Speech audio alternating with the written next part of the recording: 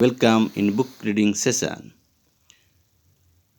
Report comes in support of snake charmers by our staff reporter. New Delhi, 15th of June, over 30 years after the introduction of the Wildlife Protection Act, that is in abbreviated for WPA, that banned the catching of snakes in India, a small community of snake charmers continues to practice the trade, catching over 4 lakhs snakes every year, which ultimately die in defiance of the law. A reporter based on new research by the Wildlife Trust of India, that is WTI, however, has strongly recommended that the traditional knowledge of the snake charmers and skills be now utilized for education and medicine by setting up Sapira centers. This is mainly because the community has virtually no access to land, education, or employment opportunities. They are dependent on snake charming to earn a livelihood. They trade around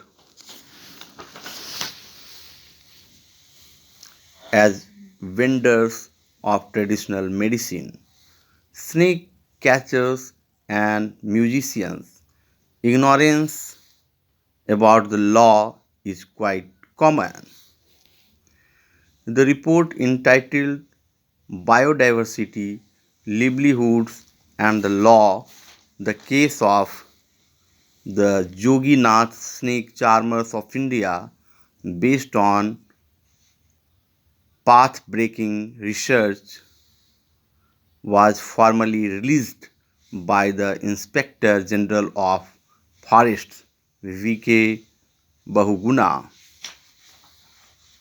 along with a presentation by members of the Sapira community in the capital on Monday. Despite 30 years of the law being in existence, over 70% of the Yoginaths are still dependent on snake charming to earn a livelihood. Ignorance about the law was quite common. None of them own land, even though they would like to, said Bahar Datta, who led this research. Notably, most of those practicing the trade in the current generation are all under 35 years of age. Trapping occurs throughout the year and during their travels, though this activity increases during the monsoons. According to the data, each family on an average collects at least 7 snakes. Most snakes were force fed, and snake husbandry methods and health were found to be poor. The Snake Charmers Community Council imposes a heavy fine on a person if the snake dies in his custody, as it is considered an extremely bad omen. As a result, the snakes are released when the charmers realize that their condition is deteriorating, said Datta.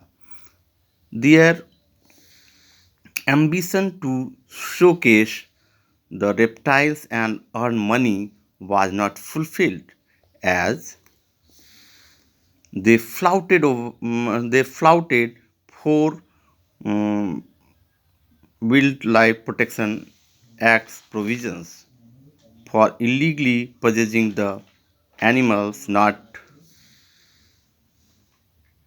feeding them properly, causing injuries by extracting teeth unscientifically, and killing snakes for the valuable snake parts and bones.